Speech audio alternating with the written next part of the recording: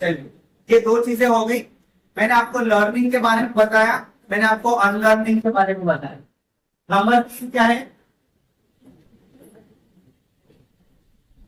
अब देखिए, अभी जल्दी जल्दी देख लीजिए, अभी मैं इसकी डिटेल में नहीं जाऊंगा, फिर कभी मौका रहा। अनलर्निंग में आपको क्या क्या चीजें अनलर्न करनी है, क्या है, जल्दी पढ़िए, क्या है? Cognitive unlearning. बहुत सारी चीजें जो आपके दिमागों में बैठी है, वो कॉग्निटिव चीजें, उसको अनलर्न करना है। नंबर 2 क्या है? Procedural unlearning. बहुत सारी चीजें प्रोसीजर, जैसे मैंने आपको कार का एग्जांपल दिया, आपको प्रोसीजर वाइज उसको अनलर्न करना पड़ेगा। फौरन बैठ गए उसको अनलर्न करके ऐसा नहीं होगा, उसको प्रोसीजर के साथ आपको अनलर्न करना पड़ेगा। Number 3 social unlearning. बहुत सारी चीजें हैं जो सोशल के एतबार से, समाज के एतबार से, मुआशरे के एतबार से फैली हुई है, उसको आपको अनलर्न करना है। वो बुरी चीजें, बुरी हैबिट्स, बहुत, जैसे फॉर एग्जांपल मैं आपको बताऊं, बहुत सारे स्टूडेंट सुबह क्लास में आते हैं जो रात में देर से सोने के आदी हैं, और देर से सोने की वजह से सुबह जब वो क्लास में आते हैं तो वो क्या करते हैं? सोते हैं। ये क्या है? ये एक सोशल प्रॉब्लम है, ये मुआशरे का प्रॉब्लम है, सोशल प्रॉब्लम है।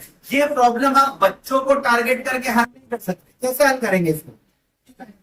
समझ रहे आप लोग बात? मैं आपको समझा रहा हूँ। ये एक सोशल प्रॉब्लम है कि बच्चा रात में देर से घर पे सोया, क्यों? क्योंकि उसके माँ बाप ने उसको जगाया और उसकी वजह से दूसरे दिन क्लास में आके उसको नींद आ रही है। अब वो सोते हुए बच्चों को आप कितने भी एफर्ट्स के साथ पढ़ा लो, क्या फर्क पड़ता है? आपकी मेहनत जाया हो गई। अब इस चीज को हल करने का क्या प्रोसेस है, कैसे आप उसको हल करेंगे? ये एक सोशल प्रॉब्लम है, इसको आपको सोशली अनलर्न करवाना पड़ेगा। पेरेंट्स मीटिंग बुलाइए, पेरेंट्स को समझाइए, समाज में इसकी अवेयरनेस पैदा करिए कि भाई रात में जल्दी सोना बहुत जरूरी है, सुबह जल्दी उठना बहुत जरूरी है। ये चीज आप सोचें, ये भी टीचर की रिस्पॉन्सिबिलिटी है, क्योंकि कहीं ना कहीं ये चीज आपकी टीचिंग को इफेक्ट कर रही है, आपकी मेहनत को इफेक्ट कर रही है। ये सोशल प्रॉब्लम आप कैसे रिफॉर्म करेंगे, ये भी आपकी रिस्पॉन्सिबिलिटी, आपको सोचना पड़ेगा। और ऐसा नहीं है कि हम क्या कर सकते, ऐसा नहीं है। आपको अपने काम को इफेक्टिव बनाना है तो इसके बारे में भी आपको सोचना पड़ेगा। That's it. बाय हुक और बाय क्रुक आपको वो करना पड़ेगा, क्योंकि आपकी टीचिंग इफेक्टिव नहीं बन रही है इसकी वजह से। आपने अपने ऊपर मेहनत कर ली, लेकिन वो जिसको देना है उसके अंदर वो लेने की सलाहियत ही नहीं है, तो आपको ये सोशल अनलर्निंग करवानी पड़ेगी। Are you getting the point? Is it making sense? ये आपको करना पड़ेगा, तब जाकर फायदा होगा। तो ये सोशल अनलर्निंग आपको करानी पड़ेगी। और लास्ट, ये जो सबको मालूम है, बहुत जरूरी चीजें टेक्नोलॉजिकल अनलर्निंग। बहुत सारी चीजें पुरानी थी, टेक्नोलॉजी के एतबार से वो इफेक्ट कर रही थी, हमने उसको अनलर्न करके नई चीजों के एतबार से उसको सीखना और समझना पड़ेगा। उसके लिए हम लोग को उसका प्रिपेयर करना पड़ेगा। तो ये 4 चीजें मैंने आपको बताई। क्या क्या 4 चीजें? पहली अनलर्निंग क्या थी? Cognitive unlearning. जहनी एतबार से, दिमागी एतबार से बहुत सारी चीजों को आपको अनलर्न करना पड़ेगा।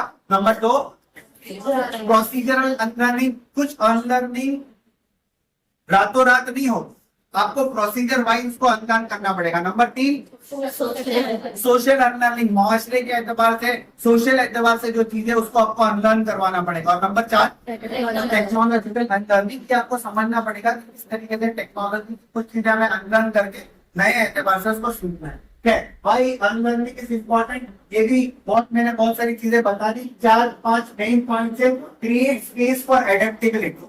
जब आप अनलर्निंग करेंगे तो एडेप्टेबिलिटी के लिए स्पेस पैदा होगी। Number 2 generate new thinking. आप थिंकिंग प्रोसेस जो है नए एतबार से कर सकेंगे। Number 4 enhance creativity. आपकी क्रिएटिविटी के लेवल को बढ़ाती है अगर आप अनलर्निंग करते हैं। आप अगर अनलर्निंग नहीं कर रहे हैं, जैसा मैंने शुरू में बताया था, बहुत सारी चीजें आपके दिमाग में फीड हो गई है। अब आपको क्रिएटिव बनना है, नए आइडियाज लाने हैं, तो वो नहीं आते। क्यों? क्योंकि बहुत सारे पुराने आइडियाज इतने स्टोर हो गए कि आप उसको जब तक डिलीट नहीं करते आप नया सोच नहीं सकते। तो आपको अनलर्निंग आता है जो नई क्रिएटिविटी को जनरेट कर सकते हैं। इम्प्रूव रिलेशनशिप, आपके रिलेशनशिप इम्प्रूव होंगे। बहुत सारी पुरानी यादें, पुरानी चीजें आप ऐसे दिमाग में लेकर बैठे रहते हैं कि वो जिंदगी भर हमारे रिलेशनशिप को इफेक्ट कर दी है। ये पर्सनल चीज है, लेकिन मैं आपके सामने शेयर कर देता हूँ कि आपको अगर अपने पुरानी टॉक्सिक चीजें जो आपके रिलेशनशिप को इफेक्ट करती है उसको आपको डिलीट करना नहीं आता है, वो ड्रैग करते रहते हैं, आप उसको ड्रैग करते रहते हैं, चाहे वो अपनी अम्मी के साथ हो, अपने बाप के साथ हो, अपने भाई, अपने हस्बैंड के साथ हो, वो रिलेशनशिप की जो टॉक्सिक चीजें आपको अनलर्न करना आना पड़ेगा। वही चीजें आप रिपीट करते रहोगे, वही पुरानी भूलें आप उसको दोहराते रहोगे और उसको याद करते रहोगे, तो वो आपको इफेक्ट करेगी। उसको अनलर्न करना आना चाहिए ताकि आपके रिलेशनशिप बेटर हो सके। Unlearning helps to reassess problematic और बिलीफ एंड बिलीफ ये वही चीजें जो मैंने आपको बताई कि आपके बिलीफ सुधरेंगे, आपके बिहेवियर्स, वैल्यूज, मॉरल के जो चेंज होंगे, अच्छे होंगे, अगर आपको अनलर्निंग करना आता है। लास्ट है रीलर्निंग। रीलर्निंग के बारे में ज्यादा नहीं बताना है, बहुत सारी चीजें मैं पहले बता चुका हूं। रीलर्निंग क्या है? Relearning is remembering that once you know what has been forgotten. बहुत सारी चीजें हमको पहले याद थी लेकिन हमने उसको भुला दिया और वो चीज काम की थी। कभी कभी अनलर्निंग में काम की चीजें अनलर्न कर देते हैं आप। ऐसा नहीं होना चाहिए। आपको पता होना चाहिए कि आपके मेमोरी बॉक्स में से कौन सी चीजें जो टॉक्सिक है, जो नुकसान पहुंचाने वाली है, उसको हम अनलर्न करें। काम की चीजें अनलर्न नहीं होनी चाहिए। और अगर काम की चीजें कुछ वक्त के गुजरते हुए अनलर्न हो गई है तो उसको रीलर्न करना आपको आना चाहिए कि भाई ये तो काम की चीज को अनलर्न नहीं करना है, इसको हमें रीलर्न करना पड़ेगा। तो दैट इज रीलर्निंग की बहुत आसान चीज है कि काम की चीजें हम लोगों को अनलर्न नहीं करना है। हमारे बड़े, हमारे बूढ़े, हमारे बुजुर्ग बहुत सारी चीजें हमको बताते थे, हम उनको कहते थे कि भाई वो आपके समान है, लेकिन कहीं ना कहीं वो उनके जमाने की चीज हमारे जमाने में भी इफेक्ट कर रही है। तो आपको पता होना चाहिए कौन सी चीज है, उसको आपको रीलर्न करना आना चाहिए। Number 2, relearning helps you to stay updated with the latest developments, gain valuable insight and allows us to put what we have learned into practice। बहुत सारी चीजें रीलर्न करना इस वजह से जरूरी है कि हमने उन चीजों को सीखा तो है लेकिन उसको प्रैक्टिस नहीं देंगे। तो प्रैक्टिस में उन चीजों को लाने के लिए हमें चीजों को रीलर्न करना पड़ेगा, क्योंकि उसको प्रैक्टिस में जब तक नहीं लाएंगे तब तक उसका इम्पैक्ट आपको एनवायरमेंट में, सोसाइटी में, माहौल में नजर नहीं आएगा। Number 3, relearning is the process of learning something again, often in a new, different way. It involves building on previous knowledge and experience to gain a deeper understanding of a subject or skill। एक चीज बहुत जरूरी थी वो पुराने जमाने में सिखाई गई, लेकिन आज उस चीज को सिखाने का कोई तरीका कुछ अलग है। वो आपको पता होना चाहिए कि पहले जमाने में इस चीज को इस तरीके से सिखाया जाता था, लेकिन आज उसको वो चीज सिखानी, सेम चीज सिखानी जरूरी है, लेकिन उसके सिखाने का पैटर्न चेंज होते हैं। बहुत सारी चीजें जो आपकी हिस्ट्री में, ज्योग्राफी में सिखाई जाती है उसी तरीके से आज भी चली जा रही है, लेकिन पैटर्न चेंज होते हैं। हमने पहले एक दरख्त के नीचे बैठकर टीचर सिखाया करती थी, फिर एक झोपड़ी जैसी क्लासरूम बनी उसमें सिखाया करती थी, तरीका बदल गया, चीजें वही थी। फिर क्लासरूम आई, क्लासरूम में बैठकर सिखाया करती थी, फिर एसी वाली क्लासरूम आई, पंखे वाली क्लासरूम आई, उसके बाद एसी वाली क्लासरूम आई। तो चीजें चेंज होती गई और बहुत सारी चीजें उसी तरीके से सिखाई जाती रही। तो आपको रीलर्न करने आना चाहिए। तो ये रीलर्निंग के बारे में कुछ चीजें मैंने आपको बताई। टाइप्स ऑफ रीलर्निंग बहुत सारी आपको सिर्फ टाइप्स ऑफ रीलर्निंग क्या क्या है, क्या है? सबसे पहले ऑनलाइन रीलर्निंग। इन सब चीजों के बारे में आप और इन डेप्थ मालूमात हासिल कर सकते हैं कि ऑनलाइन रीलर्निंग कैसे होगा।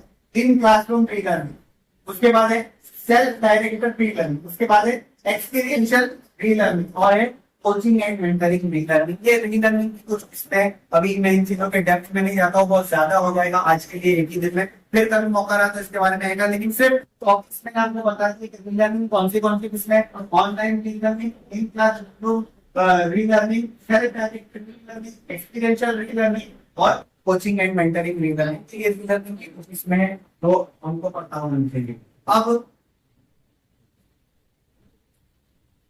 ये इसको भी जाने दीजिए। ये एक बुक है, आपको अगर मौका मिले तो इस बुक को खरीदिए, उसको पढ़िए। बुक का नाम है लर्न, अनलर्न और रीलर्न। अब कौन सी चीजें आपको लर्न, अनलर्न और रीलर्न करनी है? नॉलेज एंड एजम्पशंस, बहुत सारी चीजें नॉलेज से बहुत सारी चीजें अज्यूम करती है हमने, इसको लर्न, अनलर्न और रीलर्न करना पड़ेगा। आपके इमोशंस और सेंटिमेंट्स, आपके जो इमोशंस है इसमें बहुत सारे इमोशंस को आपको लर्न, अनलर्न और रीलर्न करना पड़ेगा। आपके फीलिंग्स और सेंसेशंस, इसको आपको लर्न, अनलर्न और रीलर्न करना पड़ेगा। रिएक्शंस एंड रिस्पॉन्सेस, कौन सी चीज के लिए आप क्या रिएक्शन देते हैं, आपका रिस्पॉन्स क्या होता है, इसको आपको लर्न, अनलर्न और रीलर्न करना पड़ेगा। आपके हैबिट्स एंड बिहेवियर्स क्या है, कैसे है, इसको आपको लर्न, अनलर्न और रीलर्न करना पड़ेगा। मूड्स एंड माइंडसेट्स, कौन सी जगह पर आपका मूड अच्छा होता है, कौन सी जगह पर आपका माइंडसेट क्या होता है, ये आपको पता होना चाहिए। ये देखिए बहुत इंपॉर्टेंट और रिसर्च बेस्ड बात मैं आपको बता रहा हूं। अगर आपने इन चीजों को फॉलो कर दिया और इन चीजों को आप अच्छे से समझ गए तो it will be helpful to you to become a better version of yourself. आप अपने आप के एक बेटर वर्जन बन सकेंगे अगर आपको ये चीजें पता हो गई कि आपको नॉलेज और एसम्पशंस को कैसे लर्न, अनलर्न, रीलर्न करना है, इमोशंस और सेंटिमेंट्स को कैसे लर्न, अनलर्न और रीलर्न करना है, फीलिंग्स एंड सेंसेशंस को, रिएक्शंस एंड रिस्पॉन्सेस को, हैबिट्स एंड बिहेवियर्स को, मूड्स एंड माइंडसेट्स को, वैल्यूज एंड बिलीफ्स को, इन चीजों को आप कैसे लर्न, अनलर्न और रीलर्न करते हैं, इसका कोई एक ही पैटर्न और तरीका नहीं है। हर आदमी डिफरेंट है, इसके बारे में कोई एक चीज नहीं बताई जा सकती कि ऐसे आपका मूड चेंज हो जाएगा। किसी को बाहर में ले जाए तो मूड चेंज हो जाता है, किसी को हिल स्टेशन पर ले जाए तो मूड चेंज हो जाता है, किसी को दरिया किनारे पर ले जाए तो मूड चेंज हो जाता है। एक आदमी को हाइट का फोबिया है, उसको बोले कि भाई मेरा तो पहाड़ पे जाकर मूड चेंज हो जाता है, चलो भाई मेरे को हाइट का फोबिया है, वहां मेरा मूड ज्यादा खराब हो जाए। ये डिफर करता है, आप समझ रहे हो मैं आपको क्या समझाना चाह रहा हूँ कि ये डिफर करता है। कोई एक सेट नहीं बता सकते कि ये चीज आपके लिए लर्न और रीलर्न के लिए, लेकिन आपको पता होना चाहिए कि मेरी ये चीजें कैसे मैं लर्न, अनलर्न और रीलर्न कर सकती हूँ। ये अगर आपको पता हो गया तो आप बहुत सारे काम अच्छे से, बेहतर तरीके से कर सकते हैं।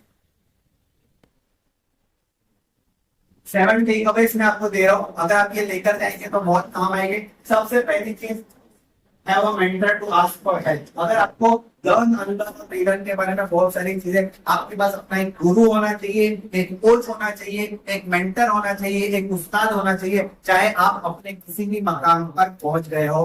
अगर आपके पास मेंटर है तो आपको लर्न, अनलर्न और रीलर्न करने में मदद मिलेगी। Always ask for help. कभी कभी हम मदद मांगने में शर्माते हैं, हम समझते हैं कि इसको क्या लगेगा, कि इतना भी नहीं आता है। भाई इतना भी नहीं आता है तो अगर ये समझ में होगी आप नुकसान से, आपको तो फायदा हो गया, समझ में आ गई बात। तो आपको एक मेंटर देंगे, नीचे एक और भी मैंने डाला है, mentoring is the brain to pick to listen and push in the right direction. ये मेंटरिंग है। आपके पास एक मेंटर होना चाहिए। आप किसी को भी अपना मेंटर बनाइए, लेकिन वो मेंटर ऐसा होना चाहिए जो आपको सही फीडबैक दे सके।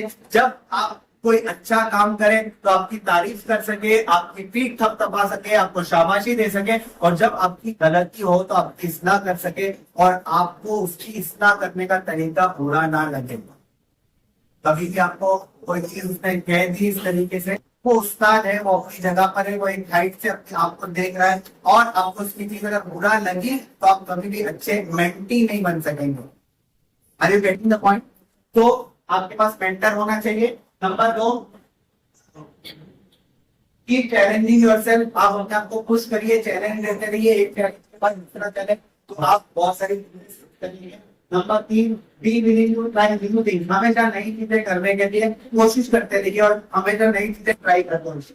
Number 4, seek feedback from others. Number 5, set goals and measure progress. आपको गोल्स मालूम होने चाहिए और प्रोग्रेस आपकी कहाँ तक पहुंची है आपको पता होना चाहिए कि मैं कल यहाँ था, मैं आज यहाँ, मैं आगे यहाँ बढ़ूंगा।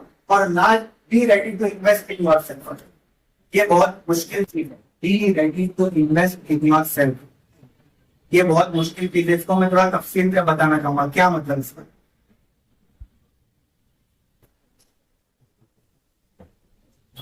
अभी यहाँ पर मेरे पास 100% लेडीज ऑडियंस है, इसलिए मैं लेडीज एग्जाम्पल देता हूँ। क्या हम लोग यहाँ से यहाँ है ना, ये क्या है, यहाँ नेक भी आ गया उसके अंदर, नेक और नेक से नीचे के ऊपर बहुत इन्वेस्ट है ना। नेक से चालू करिए, डायमंड नेकलेस होना चाहिए, फिर कपड़े बहुत अच्छे होने चाहिए, अंगड़ियां और जेवरात, ये सब शूज, कपड़े, इसके ऊपर हम बहुत इन्वेस्ट करते हैं, इसके ऊपर हम लोग इन्वेस्ट नहीं करते। समझ में आई? हमारा दिमाग, ये जो वर्कशॉप मैंने लिया ना, ये 1 लाख रुपए का वर्कशॉप है। जो इंफॉर्मेशन मैंने आपको दी, ये 1 लाख रुपया देकर भी आपको एक साथ एक जगह पर कभी नहीं मिलेगी। ये जकरिया के मैनेजमेंट का एहसान मानिए कि आपको इतनी कीमती इंफॉर्मेशन एक जगह पर एक साथ मिल गई। ये चूंकि फ्री में मिली है इसलिए कदर नहीं होती है। अगर पैसे इन्वेस्ट करके आपने कोई वर्कशॉप अटेंड किया होता तो आपको पता चलता कि ये सब चीजें कितनी इंपॉर्टेंट है पर्सनल और प्रोफेशनल ग्रोथ के लिए और मार्केट में इसकी क्या वैल्यू है। तो always be ready to invest in yourself. कुछ सीखने के लिए, सेमिनार्स अटेंड करने के लिए, वर्कशॉप मेंटर के पास जाने के लिए वो कुछ चार्ज करता है तो वो देने के लिए आप हमेशा तैयार रहिए, क्योंकि वो आपके पर्सनल और प्रोफेशनल ग्रोथ के ऊपर डायरेक्ट इम्पैक्ट करता है। और last but not least, don't be prisoners of past, try to be explorer of future. Don't be prisoners of past, try to be। किसी को भी मीडिया के साथ, न्यूज के साथ कोई कनेक्शन है, ये जो अभी मैंने सेंटेंस कहा, किसी को भी इसके बारे में कुछ नॉलेज है? क्या सेंटेंस है ये? बस मैं खत्म हो गई, पहला सेशन खत्म हो गया। ये मैं सिर्फ आपको एक जनरल चीज बताने के लिए बता रहा हूँ। ये जो सेंटेंस मैंने यूज किया है, किसी को भी कुछ मीडिया के साथ, न्यूज के साथ, बॉलीवुड के साथ कोई कनेक्शन है? कभी आपने कुछ सुना? आप लर्न अनलर्न रीजन करने को कितना तैयार है, उसके लिए आपका माइंड बहुत ओपन होना चाहिए। आपकी सिर्फ क्या चीजें हो रही है ये आपको मालूम होनी चाहिए। नहीं मालूम है तो आप लर्न अनलर्न और रीलर्न नहीं कर सकते। मैं आपको सिर्फ इसका एग्जांपल दे रहा हूँ। ये जो सेंटेंस है ना, ये सेंटेंस इतना जबरदस्त सेंटेंस है, डायरेक्ट दिमाग को अपील करता है। Mean what? Don't be prisoners of past. क्या है? Try to be explorer of future. Effect करता है फॉर। अब ये सेंटेंस मैंने कहां से लिया? ये इतना अच्छा सेंटेंस है, मैं बहुत सारी चीजें पढ़ता रहता हूँ, नई पुरानी न्यूज भी पढ़ता रहता हूँ। ये सेंटेंस मैंने कहां से लिया? ये इतना, इसके ऊपर मैंने पूरा एक प्रेजेंटेशन तैयार किया है। यहां पर मैंने सिर्फ आपको एक पॉइंट टेक अवे के तौर पर दिया है। ये कहां से लिया मैंने सेंटेंस? मैं आपको बताता हूँ कि चीजें कहां कहां से आती है। मैं सिर्फ ये बताने के लिए आपको बता रहा हूँ। बहुत रिसेंटली अर्जुन कपूर और मलाइका अरोरा के बारे में कुछ आया कि दोनों का ब्रेकअप हो गया है। उसमें अर्जुन कपूर का इंटरव्यू लेने के लिए कुछ लोग पहुंचे। उस इंटरव्यू में अर्जुन कपूर ने ये सेंटेंस कहा। क्या कहा? Don't be prisoners of past, be explorer of future. उसमें ये सेंटेंस किसी भी कॉन्टेक्स्ट में कहा हो, उससे हमको कुछ लेना देना नहीं है। मुफ्ती साहब भी पिक्चर की बात करते हैं, मलाइका अरोरा की बात करते हैं। ये सेंटेंस उन्होंने किस कॉन्टेक्स्ट में कहा, उससे हमें कुछ भी लेना देना। ये कॉन्टेक्स्ट, हमारी जिंदगी पर ये सेंटेंस का क्या असर पड़ सकता है, हम कितने प्रिजनर्स ऑफ पास्ट है और हमें कितना एक्सप्लोरर ऑफ फ्यूचर होने की जरूरत है, ये आपको डिसाइड करना पड़ेगा। अगर आपको आगे जाना है तो क्या लर्न करना है, क्या अनलर्न करना है और क्या रिलर्न करना है, ये आपको पता होना चाहिए। Thank you very much.